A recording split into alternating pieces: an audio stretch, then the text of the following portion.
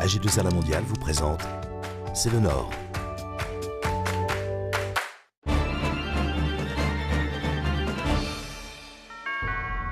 Bonjour, C'est le Nord s'intéresse aujourd'hui à la santé. Pour en parler, l'homme du Nord que je reçois est Vincent Daudin, médecin psychiatre, chef du service des troubles du comportement alimentaire à l'hôpital Saint-Vincent à Lille. Bonjour Vincent Daudin. Bonjour. Nous allons regarder ensemble le reportage que nous avons réalisé en métropole lilloise sur l'association Astrée qui lutte contre l'isolement. Reportage. L'association Astrée a pour vocation de rompre l'isolement et de renforcer ou maintenir le lien social. On peut se sentir seul tout en étant entouré. Donc c'est ce que de toute façon chaque être humain ressent ça à un moment. Seulement les personnes qui arrivent jusqu'ici, c'est parce qu'elles n'arrivent pas à le surmonter. J'ai perdu mes parents en une année. Donc j'ai cherché un soutien psychologique à l'époque. J'étais seule aussi. De garder votre souffrance, ça ce n'est pas une solution parce que moi je voulais vraiment vivre avec cette souffrance. Et quand j'ai rencontré cet accompagnateur, ça a beaucoup changé ma vie.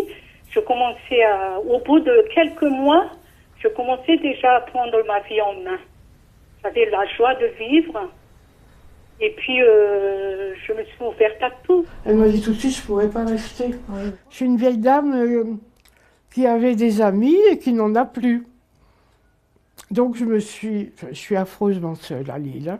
Je suis heureuse de pouvoir parler avec Fanny. Ça me libère, peut-être. C'est plus, en fait, apporter donc une écoute qui va faire en sorte d'aider la personne à avancer où elle veut avancer, l'accompagner donc à son rythme, où elle veut aller. C'est surtout des personnes qui ont aussi vécu des moments difficiles, des situations un peu bouleversantes, qui se sentent vulnérables à ce moment de vie et qui ont besoin pas forcément de dévoiler tous leurs problèmes à quelqu'un de leur entourage ou qui n'ont pas forcément envie de les embêter, de les déranger.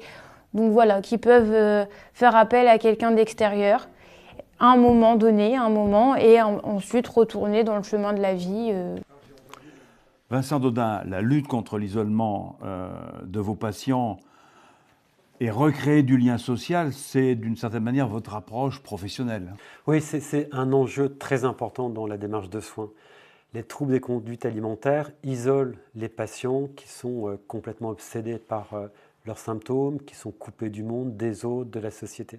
Donc tout l'enjeu, c'est de pouvoir remettre du sens dans la vie de ces patients et surtout de leur permettre de s'engager dans un engagement qui est collectif où ils vont avoir une place à jouer. Ce n'est pas simplement de l'assistanat, ce n'est pas simplement de l'assistance médicale, c'est aussi d'être reconnu en tant qu'acteur du collectif. Et sans parler de résultats, avez-vous des retours d'expérience, bien sûr? Bien sûr, on a des retours d'expérience sur l'importance de pouvoir s'engager dans cette dimension collective. Et j'ai beaucoup d'expérience, par exemple, de jeunes qui s'engagent dans des actions humanitaires et qui, après un temps de prise en charge médicale, vont trouver réellement ce sens à leur vie qui va les débarrasser de leurs troubles alimentaires. Et comment expliquez-vous le nombre aussi important de personnes atteintes de ces troubles alimentaires? Donc le nombre de personnes, c'est 600 000 qui sont symptomatiques, beaucoup plus si on regarde sur l'obsession du poids et de l'alimentation. Et on est là sur un phénomène sociétal dans lequel, par exemple, les médias, les mannequins, les régimes qui sont proposés dans les revues à partir du printemps et aussi les réseaux sociaux jouent un rôle important.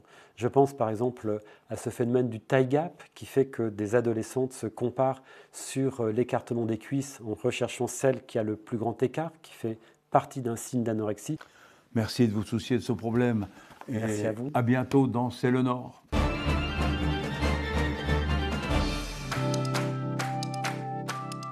AG2R La Mondiale vous a présenté C'est le Nord.